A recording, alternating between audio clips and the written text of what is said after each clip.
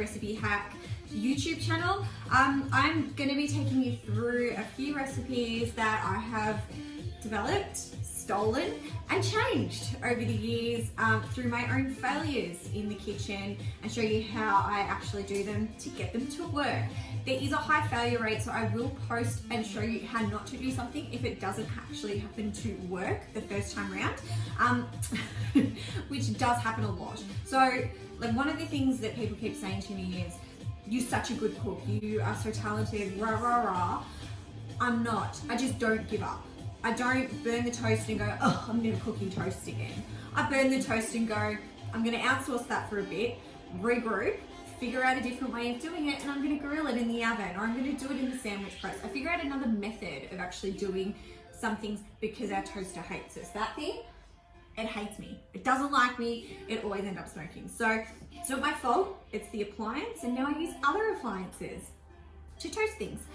So the first recipe that we're going to be doing, it's going to be part of our Saucy Basic Bitch series of basics that you can put together to create lots of recipes. So you're building blocks of cooking, if you will. Once you can get one of these things, you can put it together with other components and build different recipes. So these are great things to do with pantry staples. This is really all that you need to make this bechamel. And we're gonna follow a 6-6-6 ratio, which makes it easy to remember because it's kind of the devil. So we've got 600 mils of milk. I'm using light milk because boyfriend doesn't like fat milk.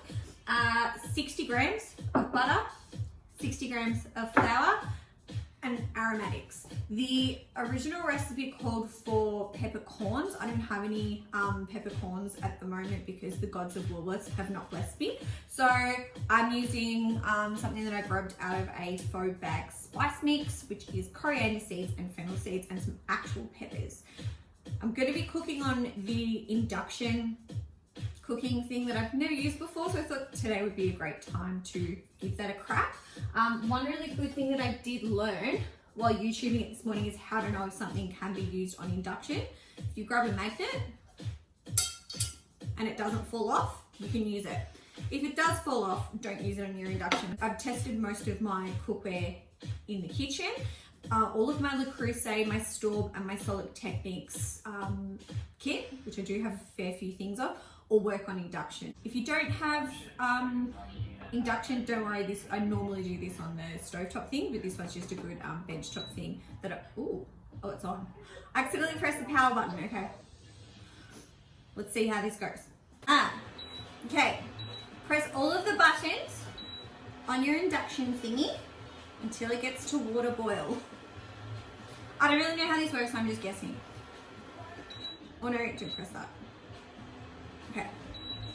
We'll press all the buttons, pressing all the buttons. Ooh, milk. Ooh, okay. It's got a milk setting. I'm going to put it on. No, I'm going to put on water boil. I've changed my mind. Okay. Press all of the buttons on the induction thingy until it gets to water boil. The first thing that we're going to do is infuse the milk. So we're going to infuse it with our little spicy things. I found that this gives it a nicer overall kind of flavor at the end. And you want this sauce almost to be kind of just a filler, like a little bit bland, because it's going to go with a ragu or a nice saucy business in your other dish. So we've got 600 mils of light milk that we're just going to pour in here. Ooh. Okay, that heated up really quickly. I'm surprised. I'm surprised and impressed.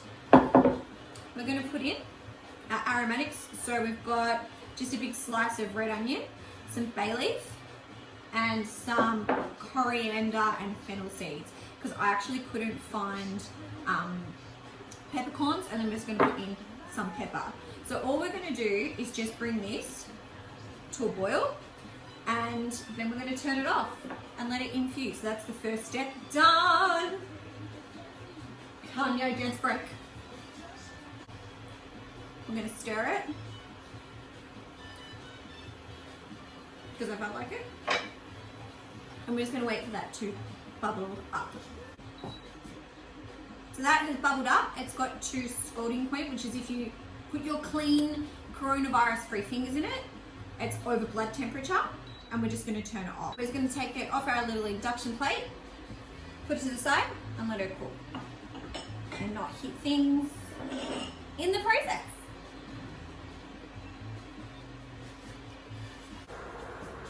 All right, so we're gonna melt our butter, which is melted. Our 60 grams of butter. I'm gonna put in 60 grams of flour. And we're just gonna cook this down to make a roux. So what you're wanting to do is just cook the flour out so that you don't get that kind of like tatty, yickety taste. And see how it's coming together into this lovely Play-Doh paste. It's exactly what you want. Make sure you stir it, otherwise it will freaking burn. And make sure at this point that your induction cooktop or similar, turning it down, just so that it's not cooking too high and burning. Because there's nothing worse than a bloody burnt roux. Well, there are things that are worse, but there's nothing worse if you're eating a lasagna. Let's go with that. So, one of the things I learned in cooking school is if this is hot, your milk has to be cold. Or if your milk is hot, this has to be cold. So you've got to go, oh, I think this thing's still on. It conducts heat really well. Okay, let's take that off.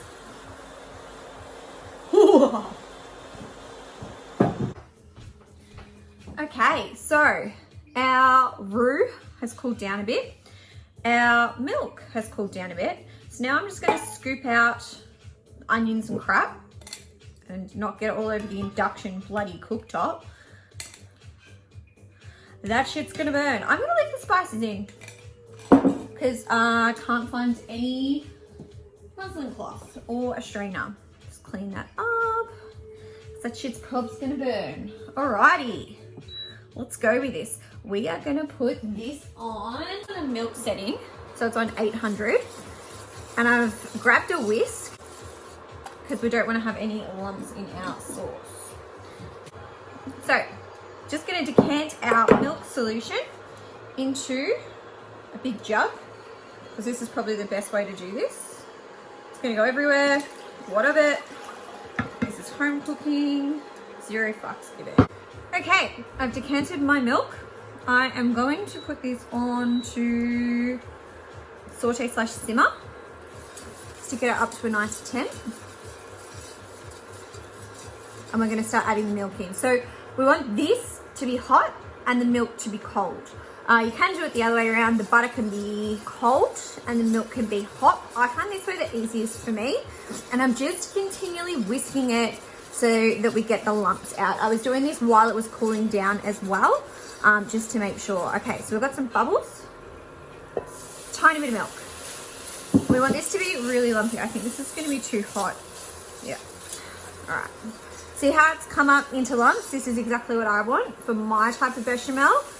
You may do it another way. Your nonna may have taught you to do this differently, but this is the way I like it to be.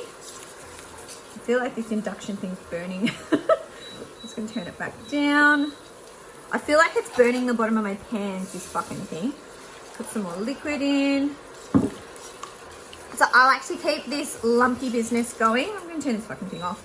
Okay, I like to keep this lumpy business going for as long as possible. I just don't want that to be burnt milk. I think it should be okay. I love my gas hobnob, but it's pretty hard to do that on the bench top at the moment. Just scraping off that bottom jizz. Oh! Okay, this is what you do. You make sure you look. And I've completely turned this off now. So it's not really cooking through, it's just heating up. We are getting rid of the lumps, don't worry. More milk.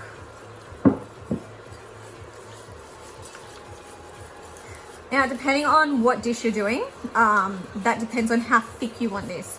If you're doing it for lasagna, I would go for more milk, less flour.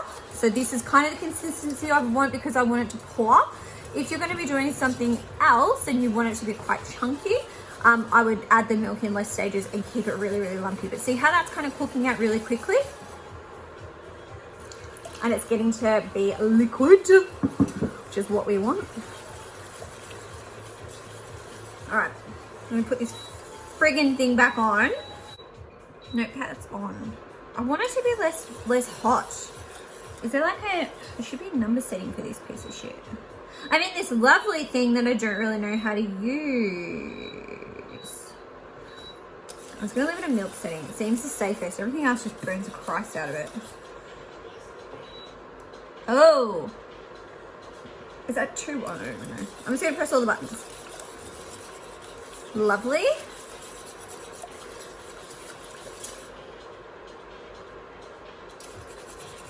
Don't want it to burn because I'm not really 100% sure of what I'm doing. Pressing more buttons will help. Yeah, let's do that one. Pressing more buttons always helps. Just ask my boyfriend when I'm in the car with him. I press all of the air control buttons, all of the radio buttons. If they're driving with me on car trips, is a pain in the ass because I'm constantly touching everything. Alrighty, so that's the last bit of milk. Juggy's empty. And now you can just cook this down to how thick you want it to be. So it's really, really thin at the moment. Grab my ladle and show you that it's really, really quite thin.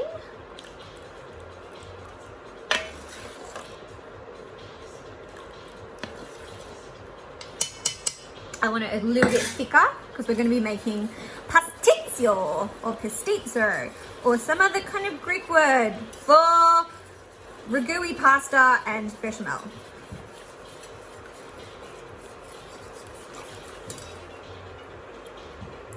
Ooh, that's good.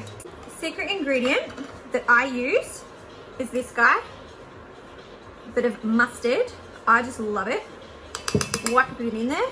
This gives it a nicer flavor. You can also make a mornay sauce, a cheese sauce. You could put dill in this, put it on fish, spinach and ricotta cannelloni, lasagna. What's the other one? Pastizzo, moussaka. All right, that consistency. I've just turned it off. It's a little bit thicker now. And that's what I want. So she's pulled down a little bit. We've got a lovely, splodgy, bechamel consistency. Let's draw a figure 8. That's how you know it's ready. Saucy Basic Bitches out.